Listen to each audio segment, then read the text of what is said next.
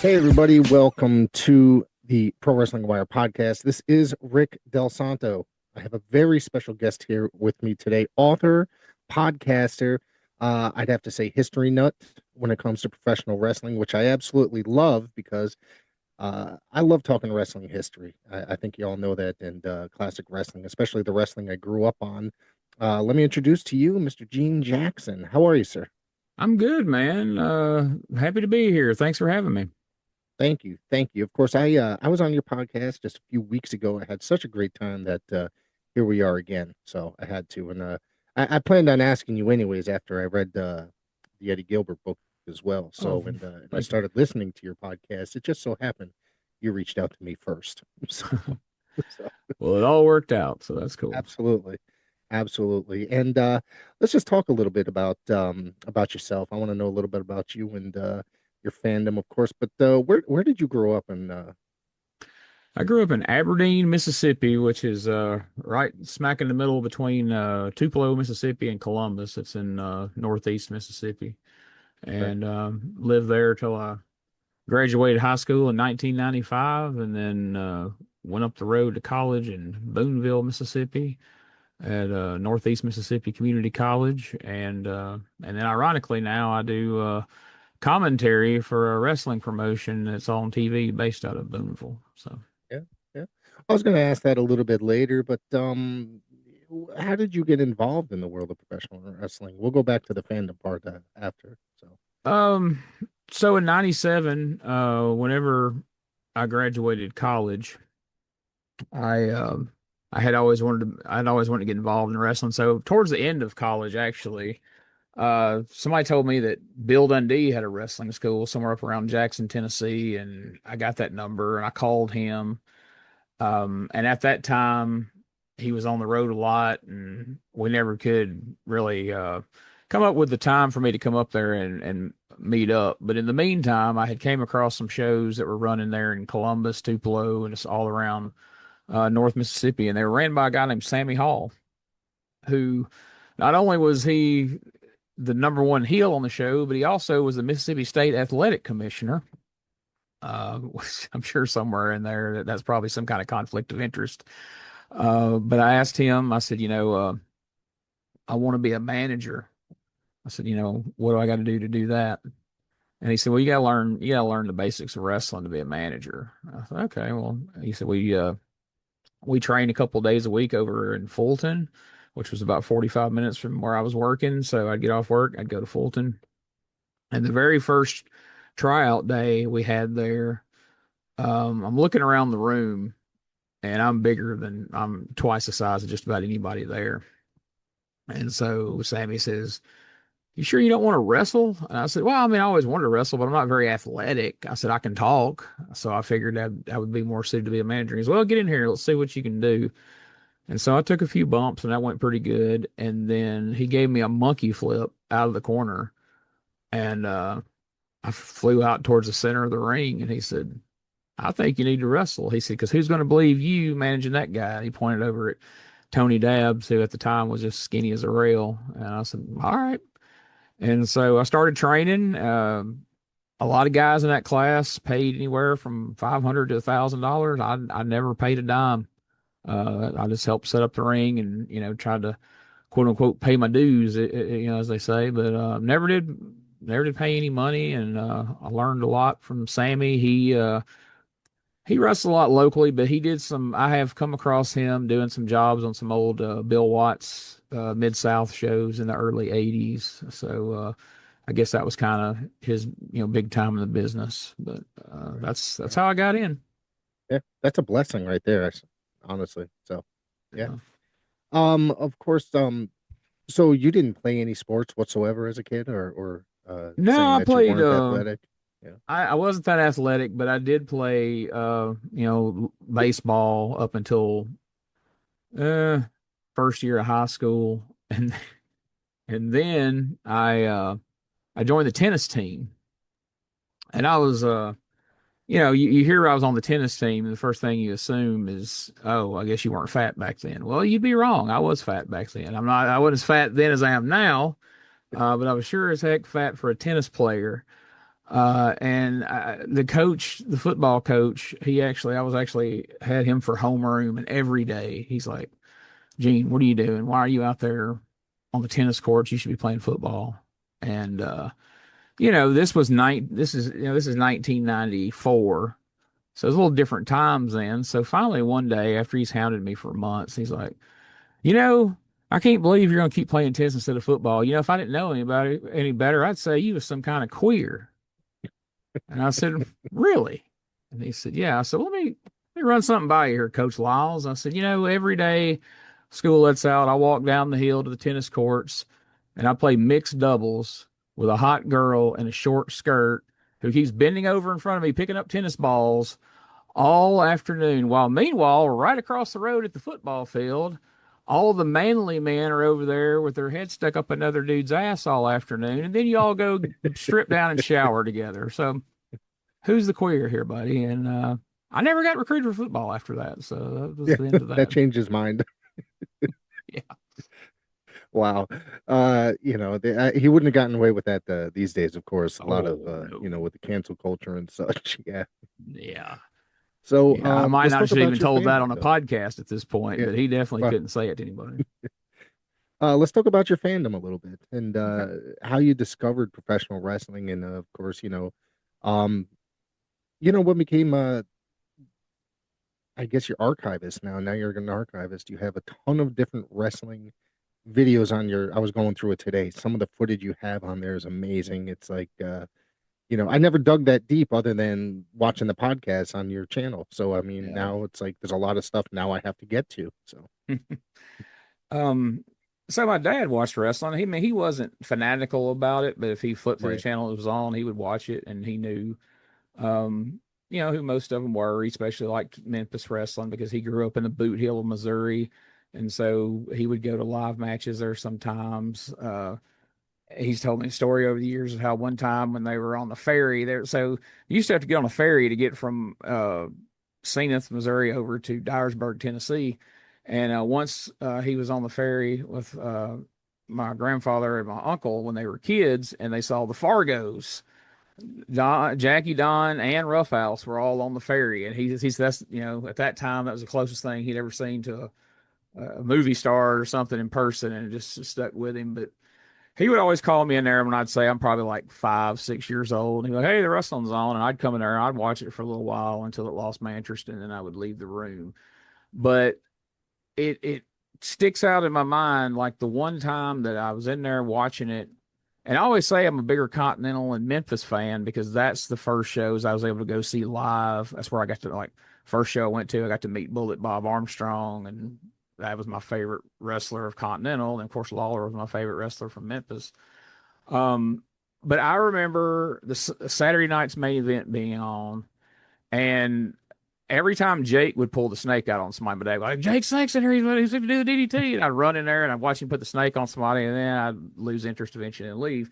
But when he gave Ricky Steamboat that DDT on Saturday night's main event on the floor, that hooked me. I don't know, that locked me in. And that from that point on, if wrestling was on television, I was in front of the television. If there was a show anywhere close by, I would bug my parents till my dad would take me. If I could get my hands on a magazine, I was getting it, reading it cover to cover. I locked in then and never looked back. Yeah, yeah. I know that when I was a kid, I think I had a magazine before I really decided to dive deep into the world of professional wrestling. And I liked it kind of I watched it sporadically, kind of was not like a casual fan, I guess you could say, but I would buy a couple magazines here and there as well, because as every kid did, bring them to school and it'd be like it'd be the talk of Yeah, at lunchtime, you know what I mean? And it was a lot of fun just digging through. And of course, everybody was a Hulk Hogan fan back in my day. So that was yeah. interested in that stuff because I grew up in the Northeast, um, so yeah, it was a lot of fun back then reading magazines. And I wish that, I wish that that was still a thing because there were so many. I mean, I remember there was literally at one time, there's probably like 15 or so magazines at one newsstand Yes. at a time because it was so hot back then. Yeah, all those magazines were on the back wall of the bookstore, and I would Yeah. nearly just sprint. to the back to see what new ones were out, which ones I didn't have, and man, yeah. As a kid, two of my favorite memories is going to the bookstore at the mall or the grocery store and looking for wrestling magazines, and the other is hunting for LJN figures when I was a little kid. You know, the big rubber wrestling figures. I collected those, and I was always on the hunt for ones I didn't have, so that was always fun. Yeah, I had a few of those as a kid, Piper and Jake, and I don't know what else. I had a bunch of them, Yeah, but yeah, I think I had the Bulldogs too because I really, was a big Bulldogs fan as a kid. yeah, yeah. They were Yeah, great. and it's different now because like now there's like a figure for literally every single person that comes out, and Yeah, and it's such a collector's market these days. yeah. It's insane what those things go for now. And I mean, shoot, not only does everybody have a figure, they have multiple figures. You know, you see collections where somebody's got a whole wall and it's just Randy Orton or it's just whoever Yeah, they like. You can get 50 of them and not have them all. It's crazy. yeah, yeah. So when did you start podcasting and getting into the world of archiving wrestling and such? I guess the archiving part can be traced back to like I said, big fan of magazines and I'm growing up in the South, so I would read about things that were going on in Portland and things that were going on. Even though I was in Mississippi, we didn't get UWF or Mid South there, so I just read about that, read about what was going on down in Florida. I mean, I can remember going to the magazine stand and reading about Sullivan and Dusty's big feud in Florida and all that. And my mom made sure that we was in church every week. So then you hear about Kevin Sullivan, like, oh my gosh, that guy's evil. Um, and so once I got out of school and a few years later the internet becomes more prominent, I got into tape trading. And that was my first mission was A, get a hold of all the Continental in Memphis I could, and B, let's go see some of these angles that I only read about as a kid. And I start trading for Portland and all these different things. And I just held on to those tapes for years. And eventually that, of course, gave way to DVDs. And like in this closet right here beside me, I last count, I think I had like 3,800 DVDs, and I've transferred a lot of the tapes and thinned the all the recorded most of the recorded tapes out. Now I just got the master tapes, but that's kind of Right. where the archiving thing started. Podcasting. Um, Me and my buddy Neil, when we first started wrestling and was a tag team and was traveling around, we carried around. I nabbed my parents' big VHS camcorder, and we would take it around with us, and we'd film stuff in the dressing room. We'd film stuff on the way to the show and at hotels and all this stuff. And it was like, man, if there was some way to put this out some kind of way, that would be fun. And you know, years later I got married in 2001 and she hated wrestling. This is my first wife, by the way, not Gotcha. the wonderful wife I have now for 15 years as of Tuesday. But my Awesome. first wife just absolutely hated wrestling. Every time I got ready to go do a show, we'd fight for 2 days before and 2 days after, and I eventually just stopped wrestling. Um, I still watched it, but I had to have something to scratch that itch. So I started writing for Brian Trammell, who I do a lot of podcasting with now. He used to have the Wrestling Riot online website. And so I would write for his, I do reviews of shows and just columns. Another little side story I'll mention here. Um, when me and Neil were teaming up, we always tried to make sure we got the most heat on the show. We wanted to be the biggest, heels on the show. And a lot of those shows you go to, and some of the crowds would be mostly family. And so, even like Sammy that trained me, he'd go out there and he'd cheat. He'd be a jerk. But then after the show, everybody'd all hang out together and it'd be like a big family reunion out there. Well, me and Neil would just hit the back door and leave. And eventually people ask me like, why do y'all leave after the show? I'm like, because if we sit around out there and glad hand with everybody and they see we're decent guys, we're not going to have any real heat. But if they're like, look at them pricks, they leave as soon as the show's over with. They don't even speak to us. Even the family hates us, and then they spread that out into the rest of the crowd, and then we're the top heels. And that theory, kind of worked for me for a long time. But one time on the microphone, this guy who'd been wrestling like 20 or 30 years and wasn't any better that day than he was the day he started. And we were having a back and forth on the microphone for a match we were going to have, and he said, "You guys, you're just a couple of jerks, and nobody here can stand you." And I was like, "Oh, you're just mad because we get all the heat." And he goes, "Yeah, you get heat, but it's a bunch of cheap heat. It's all just cheap heat."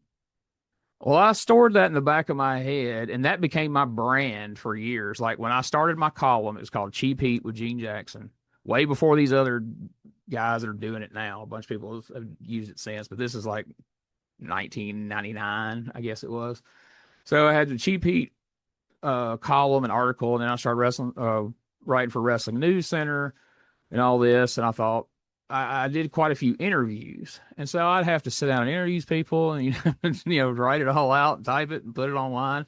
I'm like, good Lord, I wish there was a way to just put these videos out there. But at that time, YouTube was still in its infancy, and you Right. couldn't upload but 10 minutes at a time, and it would take 4 days to upload it if you did.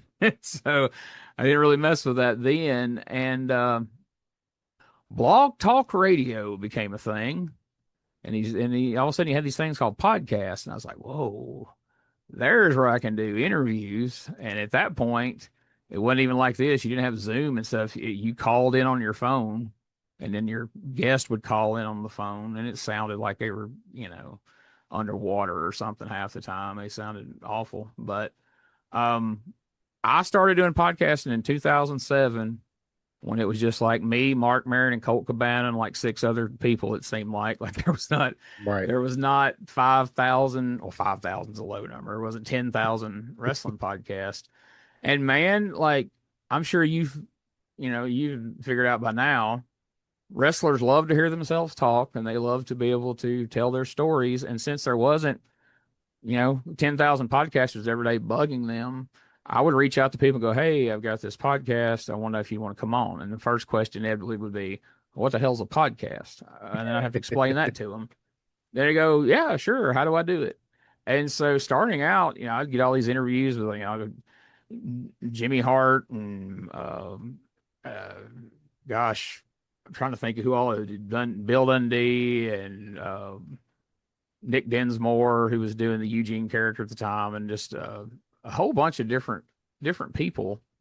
But one of the websites I was writing for, Sal Corrente, I don't know if you know him or I not, know but the he's name. Yeah. he used to do the Wrestle Reunion convention and a lot of stuff like Yeah. that. Well, he became Bruno Sammartino's agent, Okay. and they re-released Bruno's autobiography that he had done several years before and kind of updated it.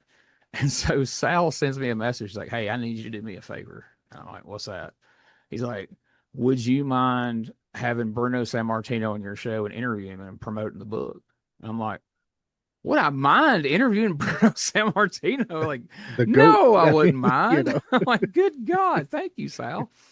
And so I got to interview him, and that was, just amazing. And yeah. unfortunately, Blog Talk Radio lost all those interviews, and so none of them are really around anymore. I'd give anything to have that Bruno interview, because we talked for like an hour, and he was real forthcoming, and I didn't ask him anything I knew that he wasn't comfortable talking about back then. He's one of those that never did get just fully thrilled with lack of kayfabe. But that's where it started in 2007. My biggest problem has been inconsistency. Like I'll do, for the longest I would do them for a while, and then life would get in the way, and I wouldn't do it for a while, and then I'd pick it back up, and then I'd. But now I've been going for like 3 years straight, and this is doing podcasts have now led to my job that I have now. It's all intertwined, so I'm in it for the long haul now. So can't get rid Yeah. of me. Yeah. Talking about that, it's there's times where, and it's once a year. I usually end up taking a break for like a good month or so Yeah. because you get worn out. There's times where I'm doing this every day, recording just to have five, six, seven in a can, or recording 4 interviews a day. You know what I mean? And it's just Yeah. it can be very tiring, but consider myself lucky a lot of times when I get to talk to certain guys. You know what I mean? Like Joe Malenko for one. Like I didn't think that he was going to Yeah. respond to me at all, or certain guys like that. You know what I mean? Yeah. I mean, I've learned over time you don't know if you don't ask. And Yeah. and I don't know, just recently I've had some people, telling me like, oh, well, so and so, was talking about how much they liked your podcast or, this and that, and people I didn't even know knew I existed. And so that's always cool. And yeah, I've gotten to have conversations with people that, I grew up watching. I mean, my God, I get to, I sit and do a podcast every week with Doug Gilbert and Tommy Rich, and I grew up watching those guys, Hmm. and you get used to it after a while, but still every now and again it'll just hit me. I'm like Tommy Rich was me and my friends like favorite wrestler like back in the day. Like dude called me this morning, out of the blue. Like that's just, it's weird, but it's cool. Right. But I don't know, man. It's come a long way. From where this all started. Like I said, you called in, it didn't sound real great. You get cut off 100 times, and to think of how sophisticated a lot of this is now and what you're able to Yeah. do is just amazing. But it is a little harder at times. It's harder to get guests sometimes because they're getting bombarded by every day. And, some people are like you and me as people who take it seriously. We do research. We respect their time. Hmm. But so many of them are just like, oh, we'll do a podcast, and hey, I've heard of that guy. I'll see if he'll come on my show, and then they don't know anything about the person. So I understand why a lot of guys are like, no, I don't do podcasts anymore, or yeah, I need $500 to do a podcast. Well, good luck with that. I'm not that guy, but What do you think of guys trying to charge like ridiculous amounts for stuff? As far as like podcast or even charging at all, really. I mean, I don't love it, obviously, being somebody who does podcasts, but I get it just because I know I know quite a few wrestlers I've talked to, like after we'll do a podcast, they're like, "Oh man, this was great. I should have did this sooner." Because you know how that is. You do that dance with Right. people, and I did one recently. I've been trying to get that done for like 2 years, and we finally did it the other night. And I think it's just because he's seen I did an interview with Max Payne, and he's like, "Oh, well, he must be somewhat legit if Max was talking to him." But That always you helps know, when you're talking to legit oh guys. You know what I yeah, mean? When you're talking to, some, I guess you could say absolutely, wrestling stars. You know what I mean? That helps. I always kind of create a resume when I'm to throw at people. You know what I yeah, mean? It's like I don't want to sound arrogant, but people, it'll help. You know what I mean? yeah. When you mention that you have references and such like that. But by their nature, wrestlers, a lot of them still have that carny thing. It's like if I'm gonna do Right. something, I'm gonna get paid for it. Yeah. Can't knock them for that. And then, like I say, some of them I'm sure have had their time wasted to the point where it's like, all right, well, I'm gonna see if you're serious, and I am serious, but I'm not paying you because guess what? Mm. I'm not gonna make a dime on it. If John Cena did my podcast tomorrow, it would be awesome, but I'm not gonna make any money off of it. Not immediately, Right. maybe down the line, but it's just I can't pay you because I'm not making anything off this. So Right. I also don't do this for money, so I can't. I have no money yeah, to throw at somebody. You know what I'm saying? It's yeah, one of those things whereas I do the thing because I love the history of professional wrestling and I love to get certain guys' stories out. I've been turned down by a lot of guys. I would love to get their story on my show. And but I've also been surprised that I've gotten people on my show with some of the names that yeah, I've had. You know what I mean? Like I absolutely. interviewed Nick Aldis while he was NWA World Champion, and to me Nice. that was like a fun interview. Yeah, for sure. Um, yeah, and there's a lot of guys like people will say, "Hey, why don't you interview so and so?" So and so who knows him, and I'll go, "Well, yeah, I could get that interview done."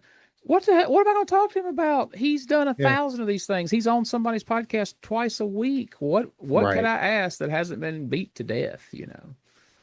Is there anybody that's turned you down that you're kind of like, like you're kind of disappointed? I mean, that happens all the time. I'm always disappointed when either people like leave you they either leave you on red or they just literally say no. This one has stuck with me for years, and this was back in the era of just about everybody was saying yes at the time. Um, Paul Bearer, Percy Pringle, William Moody was on Facebook, and I sent him a message, and I was like, "Hey, man, I do a podcast, and I like to talk to, the old school legends and talk about your career. And I'm from Mississippi, and I know you started out in Mississippi, and would just really love to have a conversation with you. And I think people would like to hear it. And we don't even have to talk about WWF, man. That's not even what I'm here for. And he wasn't rude, but he just sent back a message, and he's like, I don't like these podcasts. I don't like that guys like you are out here exposing our business. And keep in mind, this was probably that was 2007. It was the first year I did it. It was within the first 6 months. And he's like, I don't like the guys like you are out here exposing business. I'm sure you're a nice guy, but podcasts and things like that are what's killing my business. And I didn't even know how to I would respond never to say that. that, but I wouldn't go as far as saying it's killing the business. I mean, we like telling the stories and the history, but um, that's kind of a weird story, actually. I think. I messaged him back and I said, sir, I'm not trying to persuade you because you clearly aren't going to do it. And I respect that. I said, but I do just want to say this on my behalf. I can't speak for everyone out there. And I Right, said, I think you may be crossing up podcasts with shoot interviews at that point. I said, right, but I don't. You can come on my show. We don't ever have to break kayfabe. I just want the story of how you got in the business and who you worked with and your experiences. All I want to hear is your. I don't. We ain't got to break a bit of kayfabe. We ain't got to say anything you're not comfortable with. I just want to give you a platform to tell your story. And he just put back, I appreciate it, and I'm sure you're right, but I'm just not comfortable doing it. And I was like, thank you for your time, and moved on. But to this yeah, day, it bothers me because man, I was like, damn, the last thing I ever want to do is harm the business. I'm just right, trying to let people see a different side of some of these guys. Because, like you say, people go on interviews, especially at that time, and they just want to ask him about the Undertaker and let's talk about Paul Bearer and expose things maybe that were still going in some instances, especially the Undertaker was still going. But I didn't I didn't care if we talked about the WWF at all. I wanted to hear about the Culkin territory in Mississippi. I finally got to talk to him recently as well, and so you win some, you lose some, and there's some that I've sent messages and never heard back, and there's some that I click send, I'm like, well, this ain't going to go anywhere. right. And a week later, I'd love to tell me how we do it, and like, oh Yeah, wow, yeah.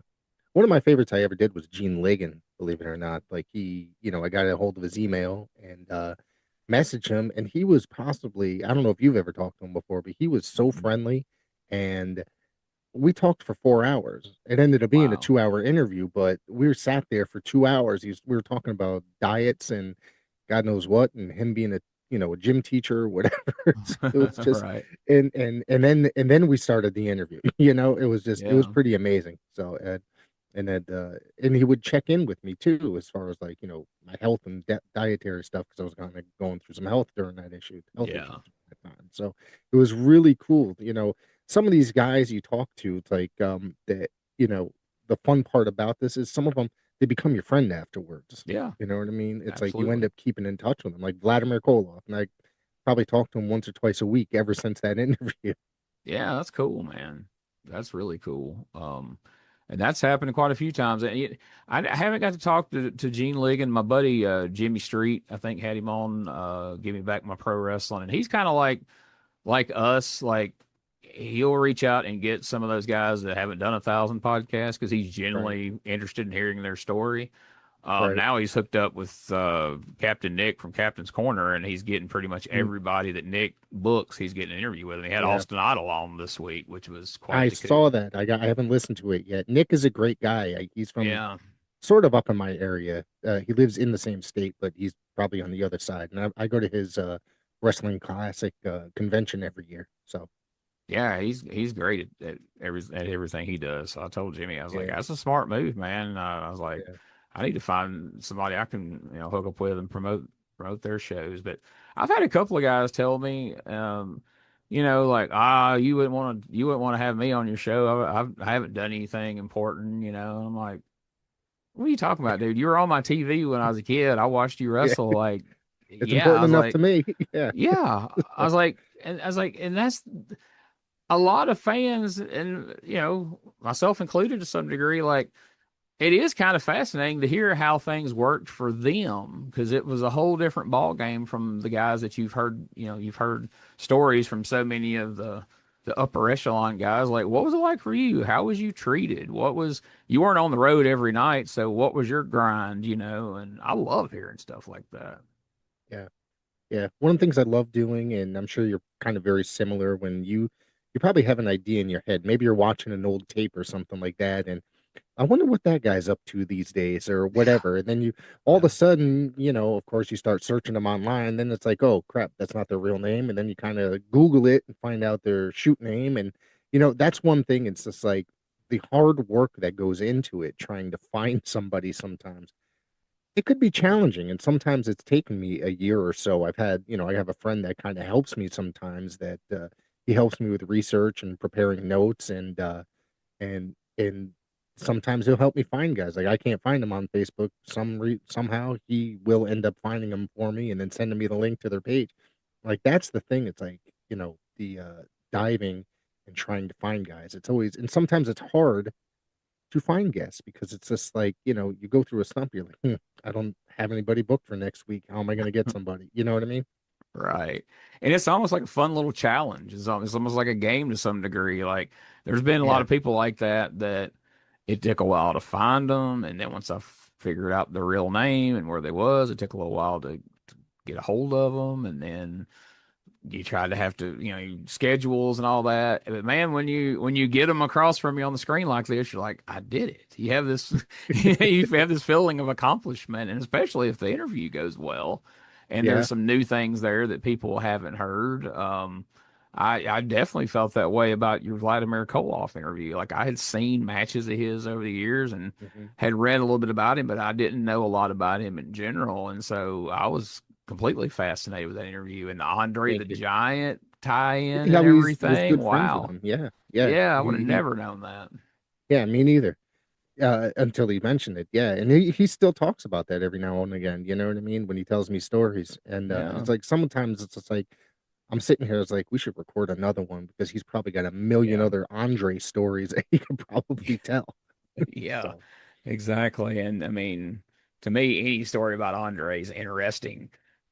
Any kind of real life interaction he had with people outside of the wrestling thing is because, you hear all the stories about he had kind of a miserable life to a lot of degrees, is what you hear. It's how it's presented in these little documentaries and stuff. But then, like his interactions with Andre were good, and he has good memories of Andre, and he wasn't, grumpy. And so I like hearing stuff like that. Like, oh, okay, he was happy a lot of the time. He wasn't just you walking the got to earth think pissed. about it. You got to think about it because he was probably, he was this gigantic star, probably the biggest wrestling star at one point, and not in just height and but everything. But it's like he's probably got a million kids trying to hound him, you know what I mean, at shows Oh and stuff yeah. like that. So yeah, it's gonna kind of grate on your nerves sometimes. You know what I mean? Yeah, everybody turns and points. Like, I mean, even The Rock, if he really wants to, can put on a big jogging suit, pull a hat way down, put on some sunglasses, and slip through now and again without being spotted. Andre the Giant was not going to be able to blend into any Right. crowd ever. That weighs on you, I'm sure. Yeah. And you do a lot of Memphis stuff on your show. Yeah. You have the USWA podcast, which I was a huge USWA. I watched a lot of the Texas USWA during the time period that it was airing because I got it on my television. I didn't end up getting the Memphis TV show until years and years later. But I saw tapes kind of, once in a while. But one guy that I always wanted to interview was Eric Embry, and he was not doing interviews, and he doesn't have no any social media presence whatsoever. I got in touch with his email. Somebody gave it to me. I don't remember who gave it to me, but so one of the things was he refused the first time. Then I saw he did an interview. I said maybe this is the right time to reach out. So I reached out again, and he's like, I don't do them for free. And then he goes, what are you willing to pay? I was like, I really don't pay for interviews, but I was kind of, because to me, Eric Embry was one of my favorites growing up, Yeah. watching World Class, USWA, and I know we're talking about me here, but sorry, we'll get back to you in a No, second. But it's a conversation, dude. being a It's cool, Memphis man. guy, it was one of those things where I was just like, but I am willing to negotiate. And he was like, I don't negotiate. At that point, like I said, forget it, because I have a feeling that I'm gonna offer something and he's gonna be like, no, that's too low, kind of a thing. You know what I mean? Yeah. And I don't want to overpay for anything either. But he was probably the one interview I probably would have paid for had he been like, a decent price. Yeah, Was it? currently we're covering 91 where he was booking in Memphis. Mhm. And so it started out really strong and we were really putting him over and talking, speaking highly of his booking. And then all of a sudden it fell off a cliff partway through the year. And, I mean, we weren't dogging him or anything, but we was having some fun with some of the weird stuff he was doing. And so, a buddy of mine who lives out in Dallas, who grew up in Memphis and then he moved to Dallas in the early, like in like 89, 90. And so the way we became friends was the USWA show. He had messaged me and said, "Hey, just thought you might find this interesting. I was living in Dallas when Jerry Jarrett shut down USWA in Dallas." And he said, and the way it kind of went down is just you're there, USWA shows one week, and they're like, all right, we'll see you next week. And he's like, then you show up and the doors are locked and there's a sign saying coming soon, Global Wrestling Federation. And he said it wasn't just us fans. He said like Gary Young and I forget, maybe Bill Irwin, maybe, I don't know, but there was two or three wrestlers standing out there with him like, what's going what's going on? And so he told the story and he told about some of his experiences there. And he's like, I just thought you might want to tell us on your show. And I'm like, no, I'm not telling on the show. You need to come on and tell it on the show. Like you were very entertaining doing that. And he's like, oh, I mean, it's cool with you. Like, of course. So I had him come on the show and tell that. And so we had some conversations on the phone before and after that. And we become friends. I recruit him to do a Continental show where me and him watch old Continental wrestling and talk over it. And he got to asking me some questions about my podcast. He's like, "So, um, who does your editing?" Me. Oh, okay. Well, who does your advertising, like making your banners and all? I was like, me. I like, if you see it or you hear it, I did it. That's this there's no team as far as this goes. And he's like, oh wow, you can do all that. And I said, yeah. He said, would you go to school? No. He said, where'd you learn it? I said, just self-taught. I wanted to do it, so I figured it out. And I said, you can go back to my oldest stuff and it sucks. It was a process to learn all this. And he's like, well, I work for a company that, we're trying to expand and start doing some more media things, and we're doing training videos, and we're, got a YouTube channel. And I was desperately needing a job at the time. So he's like, well, was that something you'd be interested in? I'm like, do something I do as a hobby for a living? Yes, of course. And so, me and him become friends. We got podcasts together. Now I work for his company. I work from home, editing videos and doing all the stuff that I was already doing. So, for a while I was like, I do all this podcast stuff. I don't make any money out of it, but I enjoy it. But I spend a lot of time, I've put a lot of effort into it. And so now that's kind of paid off for me, and now I'm 48 years old, and for the first time in my life, I have a job I enjoy. That's never been the case. I've had jobs I could tolerate.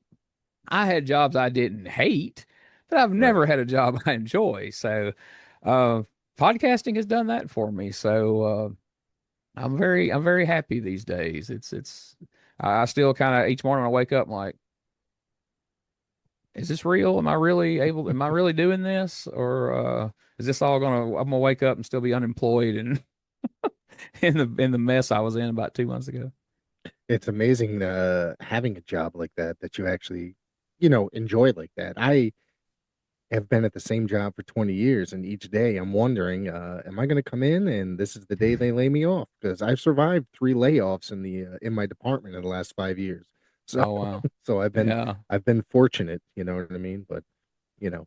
But yeah, let's talk about some other stuff here. You have a book. Now I know it's or you've partially written a book. You and Doug Gilbert wrote a book on his There it brother is. Eddie Gilbert. But from what I understand, when I was on your show when we talked about it, you said that you had actually started it years before, and then I guess Doug had heard about it, and then you guys got together and did it together or finished it Yeah. together or something. Yeah, I had started it back in 2008. Started working on a book. And Eddie was Doug's, probably dead, what, 13 years at that point, yeah. something like that. Yeah, Yeah. he had been gone 13 years, and both his parents were alive and on Facebook. And so I couldn't get a hold of Doug, but I reached out first to Miss Peggy and told her how it was, and I'd like to write a book on Eddie. And she said, well, talk to Tommy and see what he says. And I talked to Mr. Gilbert, and he was on board. And so I started that project, and both of them was helping me, giving me like I interviewed them and got a lot of quotes from them and learned a lot about Eddie from them. And circumstances, I went through a divorce and a lot of things, and I was told at the time, hey, Doug's wanting to do a book of his own. He's not happy you're doing this book. Okay. So it was on an external hard drive. I put it in a closet, and it just stayed there for years and years. And every so often somebody asked me, hey, whatever happened to that Eddie Gilbert book? Nah, didn't finish it. And I talked to a ton of people too. I mean, I worked on it for over a year, and I had Wow. interviews with all kinds of people from Eddie's life. And so just kind of forgot about it. And a couple of years ago, a mutual friend of me and Doug's, who was a good friend of Eddie's, called me one night, and he's like, "Hey, Gene, you'll never guess who I just talked to on the phone." And I'm like, "Who?" And he said, "Doug Gilbert." You'll never guess what he wants. I was like, "Let's not play this game. What the hell did Doug Gilbert want?" And he's like, he asked, "Did you ever publish that book about Eddie?" And I said, "No, I didn't finish it. Plus, somebody told me that he wasn't happy about me writing a book and him not being involved in it, but I wanted him to be involved in it, but I never could get a hold of him." And he said, "Well, he wants to talk to you. Here's his number." Okay. And I got to thinking, I thought, I've moved 3 times Mm. since then. I don't even know where that hard drive is. I don't think it even exists anymore, but who knows? So I sat on it a couple of days, and I was at work on a Saturday morning. Nothing was going on. And at that time, I ran a store. I was by myself. So I was like, let's call him up and see what he says. So I give him a call. And he's like, "Yeah, I want to see if did you ever put that book out?" And I said, "No." He said, "Do you still have it?" I was like, "I don't know. I don't think so. I'd have to go searching for this external hard drive to see if I have it." He said, "Well, how close to being done was you?" And I said, "It was probably about, say, 60 to 65% done." And I started telling him like the different people I'd talked to. I had interviewed Lance Russell through Shane Russell. I interviewed Jerry Jarrett, Missy, uh, Jim Ross. I got some comments from Bob Backlund about their angle in WWF. Uh, Never could hook up with Bill Eadie. I actually got an email back from Paul Heyman, who was going to hook up with me to talk about Eddie, which he rarely ever did or does. And we had set a date in the future, and by the time that date come around, I had kind of dropped it, and I just never followed up with him, which I kicked myself to this day for that. But anyway, he's like, "Well, he said, my brother's gone, my parents are gone. I want to document our story, Eddie's and mine, and my dad and everybody." And I said, "Yeah, I get that." And at the time, I had 3 podcasts going and full-time job and all this going on. And I said, "Man, I don't know that I even got it in me to sit down and do a book again. Like, have you ever thought about doing a podcast?" Now, I wasn't, it didn't even cross my mind for me to do it. I just meant for him to go do it somewhere. Right. And he said, "I've thought about it, but I wouldn't know how to do it." I said, "It's not that hard." And he said, "Well, you do podcasts, don't you?" And I said, "Yeah, I've been known to do a podcast from time to time." And he said, "Well, would you be willing to do it?" And I said, Oh yeah, yeah. I mean, I guess I can shoehorn one more in there. And so he's like, yeah, man, that would be great. He said, you ain't gonna believe this. He said, you know who was talking to me recently about wanting me and him to do a podcast? And I said, who? He said, Sid. I said, Vicious? And he's like, yes. He's like, Sid.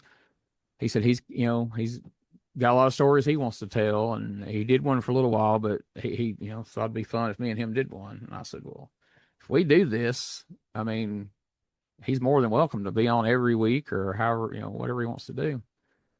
So I go to a convention in Jonesboro about 3 weeks after that, and it just so happened coincidentally I had a table for the USWA podcast, and Doug and Tommy's table was right next to mine. So we, in between people being at their table, we talked, laid out a game plan. And at that point, it was just gonna be me and Doug doing this podcast, and we got it started. We did, I don't know if it was 2 episodes or 3 episodes. But we was about 2 or 3 episodes in, and one morning I look on my phone and it said Sid Vicious has passed away. And I was like, what? And I forwarded it to Doug, and I'm like, is this real? And he said, unfortunately, yes.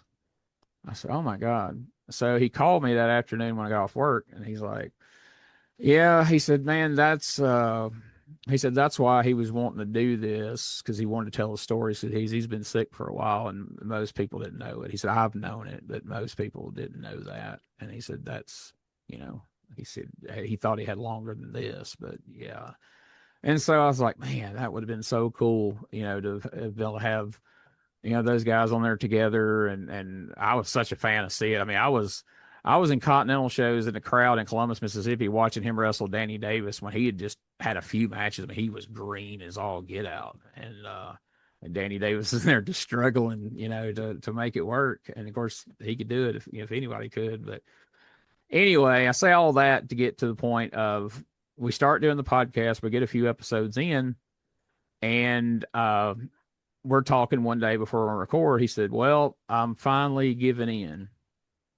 And I said, what's that? And he said, them Dark Side of the Ring guys have been trying for a few years now to get me to do an episode on Eddie. And he said, this would be the 35th anniversary of his death, and it just seems like it's time. And he said, I've talked to a few people. And he said, what's your opinion on it? I said, man, it would get his name back out there. I said, people love him and people want to hear his story. I said, now, boy, some people get put through the ringer on that show, man. I said, some of the shows, they focus and go heavy on the negative. And he's like, well, that's what I've told them, that I want to kind of control the narrative here. And he said, and there's certain people, I said, that I absolutely will not let be on the show. And anyway, he said, they're gonna be here shooting next week. Oh, okay. And so he calls me back the next week and goes, hey, I got a deal here. Somebody's wanting to do a book on the family. And I said, okay. And this was like a week or two after Christmas. It was the very beginning of January that year. He said they want to do a book on my family, but they want it done by May. I said, Doug, it's January. I said, how in the world are we going to write? I said, there's 3 of y'all. And he said, yeah, I know. And he said, man, he said, have you looked to see if you got that book that you wrote on Eddie? And I said, man, I've turned my house upside down. I said, the only thing I know to do, I said, I'm going to be in Mississippi at my parents' house here soon. I'll see if it's in one of their closets or something. And it wasn't there. And I said, well, what about this, man? I said, I'm sure it's not coincidence that they're wanting this book out around the same time that the Dark Side of the Ring is going to be coming out. I said, what if we just do a book on Eddie, and then we circle back and do one on you and your dad, or do one on you and then do one on your dad? And he's like, let me run that by him. And so he ran it by him, and they were cool with that.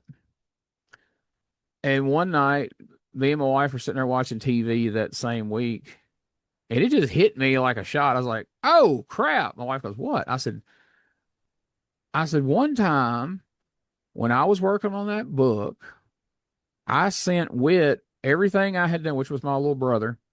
everything I had done up to that point, I said, I sent it to him through a Google Drive. I said, but it's not my Gene Jackson Google Drive. It's the Google Drive under my real name that I do all my real stuff with. I said, I wonder if it's still in there. I said, because I haven't even accessed that Google Drive in 8 years. So I go look, and son of a gun, it's there. It wasn't the whole 65% I had ready, but it was about 50% of it. It was a lot of stuff. And so we were off to the races, and we would do it through Google Docs. So I would sit down, I would talk to Doug, and I would sit down and type stuff, and then I would send it over to him and his wife, and they would add stuff in. She helped edit it, and we had it done by April. We got it out ahead of schedule in time for the Dark Side of the Ring, and we talked about it. At one point, I went up to Lexington to Doug's house and took pictures of, he's got all their gear and boots and jackets and posters and all kinds of cool stuff. And so I went up there and took pictures of a lot of that, and we just sat and kind of laid out the rest of the book before we finished it. And I showed him what I had. I had sent it to him, and he's like, "Man, I didn't know that you had talked to my mom and dad, and they had gave you all these stories and everything." I said, "Yeah, yeah, that was." He said, "Well, man, think about it." He said, if you hadn't started, he said, if you hadn't started this project back then while they were around and interviewed them, we wouldn't. He said, like, I know my parents. I talked to my parents. He said, but we didn't talk.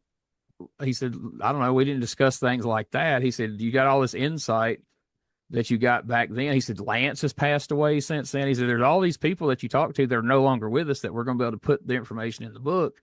But we wouldn't be able to do it if you hadn't started it back then. So, I'm starting to see more and more, just like this recent stuff in my job and things that, I used to think karma was a bunch of crap and none of that was legitimate. But, I'm starting to believe that maybe some things were meant to happen a certain way. And I definitely think it was very fortunate that I started that book and then didn't finish it until I got to do it with Doug, because I would have only had so much insight on Eddie. But him and Mhm. him and Doug were best friends. Besides brothers, they were best friends. They hung out all the time. Eddie ran everything through Doug, so Doug knew everything there was to tell about him. So it worked out. I'm proud to have been a part. I was a huge Eddie Gilbert fan when I was Yeah, growing up. So to be able to have my name on the front of that book along with Doug's, I'm super proud of it, and I'm glad it's been well received. And you know, uh, just glad it all worked out the way it did. yeah.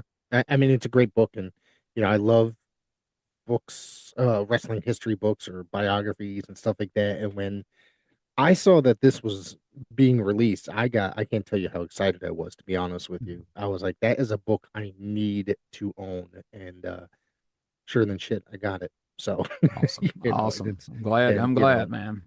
yeah, and I loved Eddie from the various territories that, I got to see him a lot. When growing up, I got to see him a lot in like WCW and what, 89, I guess it Yeah. was.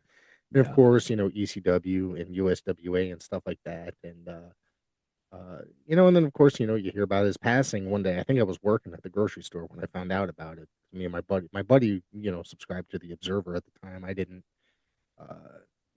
subscribe to anything like that at that time period. But I was just like, it was real upsetting and shocking when he had passed away. Yeah. So Yeah.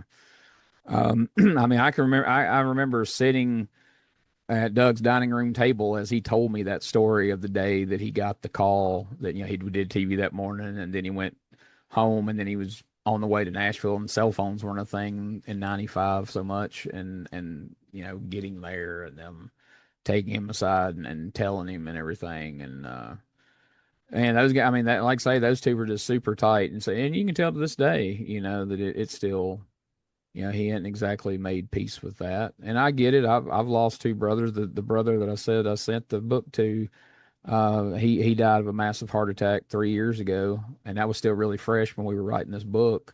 And I had another brother that passed away back in '91.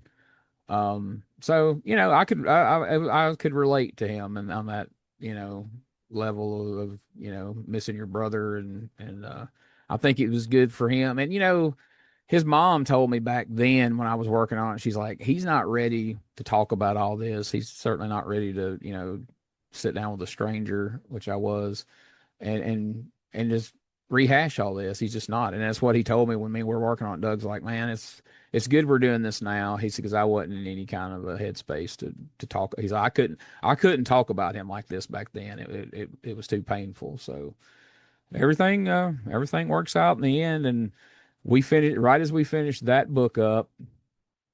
I had a suspicion the same company that we were doing this book for was doing some books for some other people, because right about the time we started ours, I seen Wolfie D put on Facebook like, "Hey, I'm starting a book on my career, blah blah blah." And so I reached out to him like, "Who are you doing this book through?" And he told me, and I was like, "Okay, yeah, we're doing something with them." And the guy who was going to co-author the book with Wolfie flaked out, and they had delayed it a few months past when they were going to release it.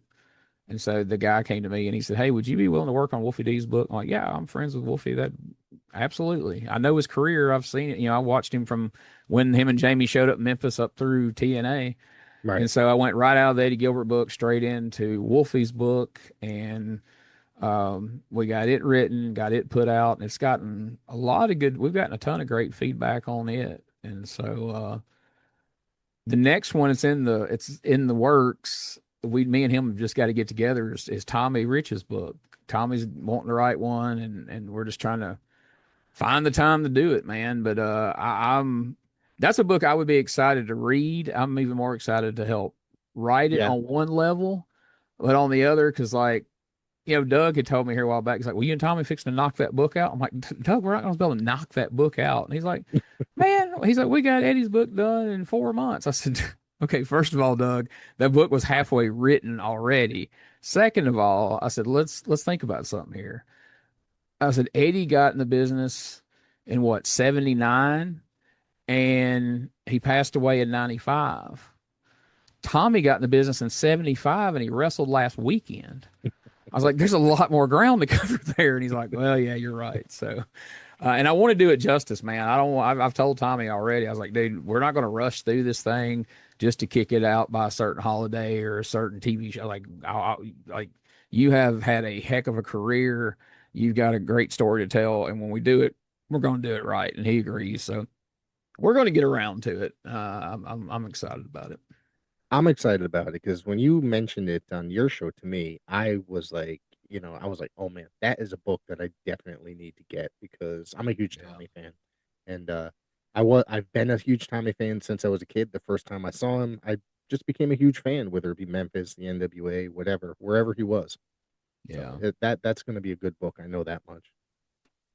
Yep, I'm looking forward to it. He's such a genuinely good guy, and people just love him, man. Like the Yeah. times I'm around him, we do these conventions and different things, and you see people's face, light up. I remember they've all that people underestimate how powerful that Georgia TV was on the Superstation back in the day when there weren't that many channels. So a lot of people, I guess, that may not have sought out wrestling, but it was there and they watched it because I mean, we We were got up it up in here.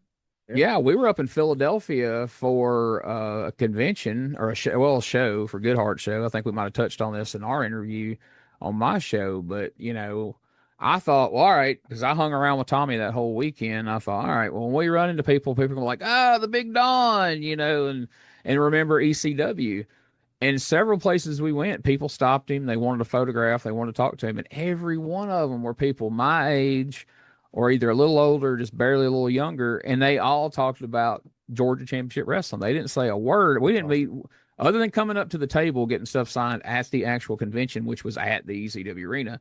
But out about town, we were getting cheesesteaks. There's people. I'm standing in line behind him, and you go up there, and they go, "What's your name?" And I'm like, Doug was in front of him. He's like, Doug. And then he goes, Tommy. And I seen there was a couple over there, a black guy and his wife. They were probably a little older than me. His face lit up. And he comes over to me. He's like, is that Tommy Rich? I said, yeah. Can I talk to him? I tapped Tommy on the arm. I said, hey, this gentleman like to speak to you. And he turned around and he goes, you're Tommy Wildfire Rich? He said, that's me. And he waves his wife over. And he's like, I told you that was Tommy Rich. And she said, well, I didn't think Tommy Rich would be in Philly getting a steak sandwich. And they took a picture. And, the guy shared, man, those matches with Buzz Sawyer, man. That's the toughest matches I've ever seen. And later that evening after the convention, we were just kind of hanging out, and I was like, man, is that every day for you? And he's like, yeah, yeah. I mean, I said, and is that still the main thing people talk about? He's like, yeah, that and beating Harley. He said, but yeah, he said, there's not a Harley day goes by somebody don't talk to me about Buzz. And I was like, man, that is crazy. It's awesome, but it's Yeah, really crazy to think how long ago that was that people and it's so there's I mean that guy, like I said, he was older than me, and it's like in that moment he turned into a little kid. He was a businessman looking guy, like he just came out of court or something. And he's like, is right. that Tommy Rich? And that's the great thing about wrestling, man, that it give people those feelings all those years later. It all come back. It's like he just turned off the TV from watching him and Buzz. Yeah, that's the way that wrestling is for some people. It creates memories and childhood memories. I mean, there's plenty of childhood memories that I have as a kid that bring me back. You know what I mean? That Yeah, that absolutely. I always get excited for certain things. So, you were just talking about conventions. You're talking about the one in Philly. I was supposed to be there. I think I mentioned that to you on your show that I was supposed to be at that one. I believe my wife got sick that Yeah. weekend, so I ended up staying Oh, back. And the other thing about that, weren't you just at a convention with Richard Sartain yeah, we recently? went to it's more of a reunion thing than a convention. We Okay, we thought it was gonna be a convention, but it was turned out to be like this a reunion of guys who were trained by a guy named Johnny. We had a great time, and Richard's one of those guys who told me, and this is how weird life can be sometimes. Like me and my buddy Bob have a podcast where we go back and watch the big events of WCW, and we're started in '89, and so here a couple 3 months ago, 4 months ago, whatever it was, we watched Clash of the Champions, Guts and Glory, and of course the Ding Dongs debut there. And I told Bob, I said, man, I would love to talk to one of those guys just to hear how that all unfolded and how it was presented compared to what it turned out to be and all that. And he said, yeah, that would be interesting, wouldn't it? And I said, yeah, it really would. And so I was I listened to when I was listening to the Vladimir Koloff episode of your show, it suggested Richard Sartain. Like, Richard Sartain, that sounds familiar. So I clicked on it and started listening to it. And I'm like, oh wow, that's who that is. So I listened to the whole interview and I'm like, cool, now I know. And around that same time, I started this Alabama Wrestling History Facebook group. And so Richard joined it when we started talking. And I guess he started doing some research on me a little bit. And oh, he asked me about you. He's like, you know this Gene Jackson guy? I said, yes, sir. I said, I put you over. Don't worry. So, that's what he eventually said. He kept telling me a mutual friend said that you were okay. We talked on the phone, and I said something about, are you going to this Alabama reunion thing? Because I thought it was gonna be like everybody that ever wrestled in Alabama the way they presented it. right. And he said, no, I ain't know nothing about it. I was like, well, I'm going if you want to, because turns out Richard lives like 45 minutes from me. And Oh, so well. I said, if you want to meet up in Gadsden, you can ride with me. And he's like, yeah, that sounds fun. And so, that's what we did. But, whenever I first talked to him on the phone, I said, man, I want to do a podcast with him. Like, I know you've done several. I said, but I said, I'm sure I have some people in my audience that haven't seen the other interviews. And he's like, man, why would you want to interview me? Like, I got to look at some of the people you interview. You interviewed some big name people, and you do a show with Tommy. And I was like, dude, I was like, I specifically had told a buddy of mine that I said it's recorded, it's on the show. Or I said I'd love to talk to one of those guys, and here we are.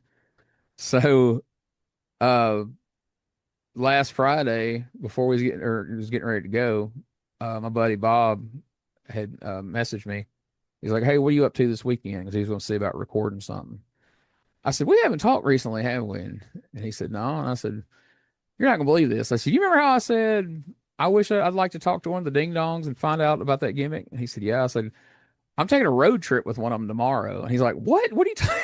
He's like, what are you talking about? So I had to explain how all that unfolded. He's like, well, your life's weird sometimes, ain't it? I was like, yeah, there's a lot of Is odd coincidences that come around, it seems, but most of that's them the have been way good. wrestling podcast turns out sometimes, isn't it? Like you Yeah. end up becoming friends with these guys. Next thing you know, you're in a car with them and driving to a convention or whatever, you know what I mean? And or just Yeah. going to the diner for crying out loud for me for a burger Yeah. or And whatever. we had a Yeah. lot of fun. I mean, we're cracking jokes like, He was a great guy. Yeah. oh yeah, Yeah. so we're supposed to meet up and he calls me. He's on the way over here and he calls and, he's like, "Hey, I'm just making sure I'm in the right place." And he asked me, I said, "Yeah, yeah, man, you're on the right track. It's just about another 2 miles down the road on the left." And I said, "I'll see you soon." He goes, "What?" And I said, "See you soon." He goes, "Oh God, I thought you said see you Sunday." He said, "I thought I had left on the wrong day." He said, "I was going to." Well, I left out an intricate part of the story. We're supposed to meet at the Huddle House there at that Okay. intersection. And he's like, "Well, I'm not sure I can find it." And I told him where it was. "You're on the right track. Just go down here and turn. You'll see the big Huddle House there." And then when I said, "See you soon," he said, "I thought you said see you Sunday." He said, "I was going to track you down and kick your ass." I said, "You got to find the damn Huddle House before you worry about finding me." And we started laughing. And it was just like that. It's like we'd known each other for years, man. We just cut Yeah. up and had a blast all day long. And so, yeah, I made a friend. So that's always good.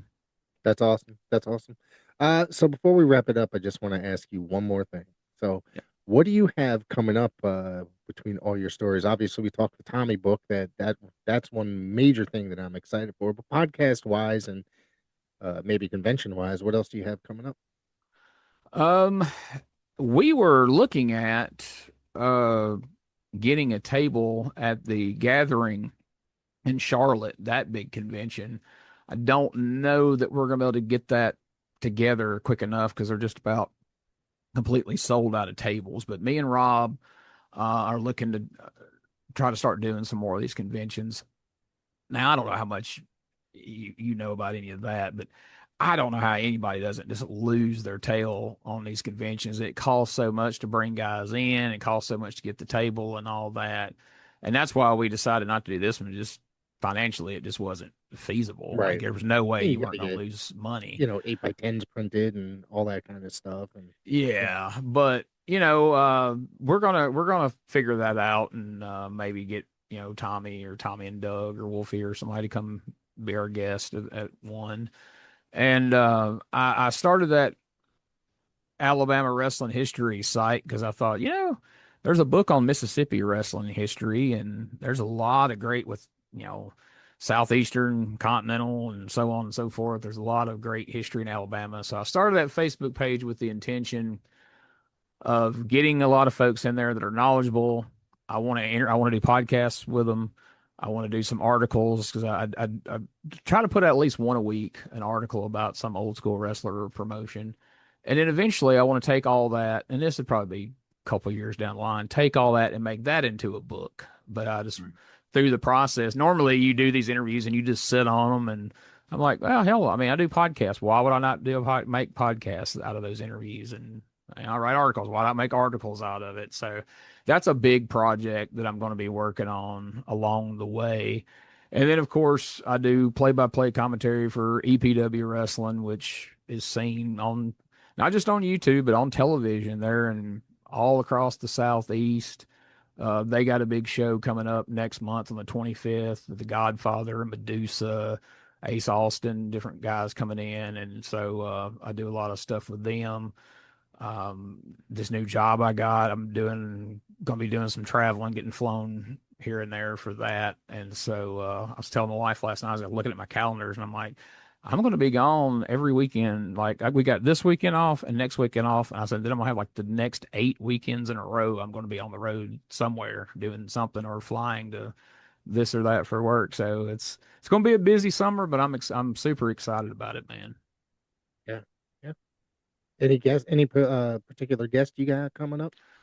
Um, None that I think you can understand this because you were kind of in the same boat when you was on my show. None that I want to say because I don't want to either jinx it or, then be Trust me. like, "Hey, we hadn't set that in stone yet. Why are you advertising it on another show?" But um, I've got some people lined up. I do so many of these review podcasts. At one point, I told myself like, "Well, I'm just gonna put the interview podcast to bed for a little bit and just focus on the review ones because." That USWA podcast, This past week, week 96 was the first week that I did not record an episode because I was going to be out of town for a couple of things. And so my buddy BT did an interview with somebody from USWA and we plugged that in. But before that, 95 weeks in a row, I had recorded without fail.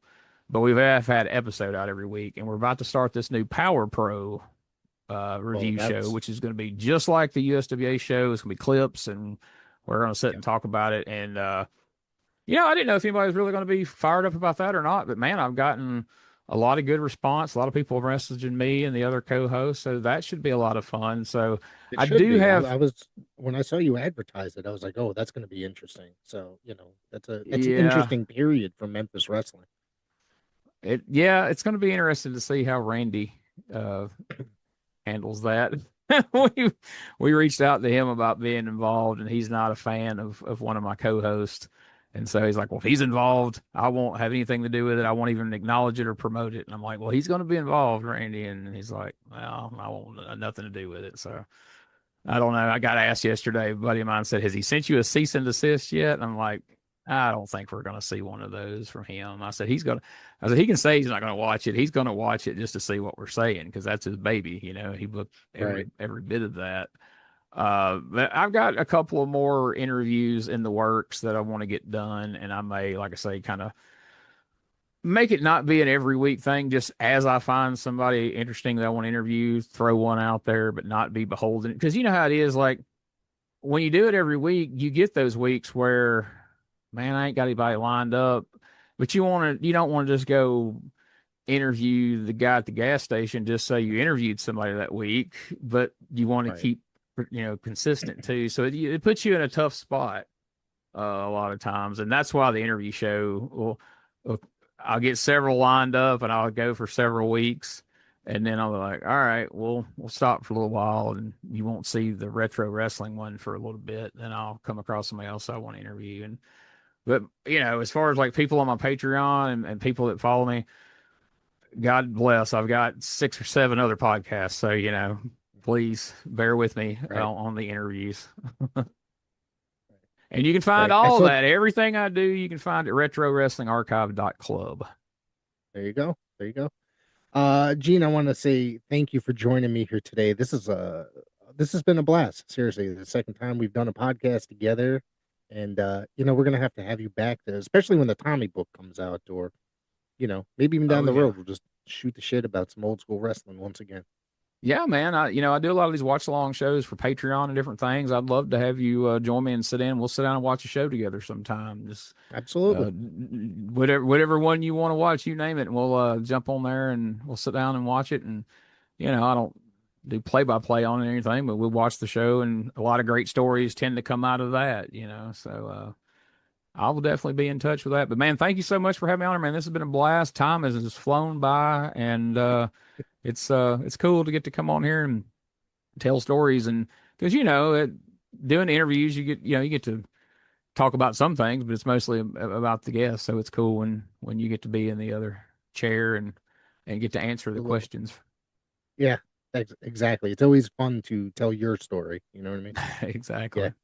All right, man. Thank you very much.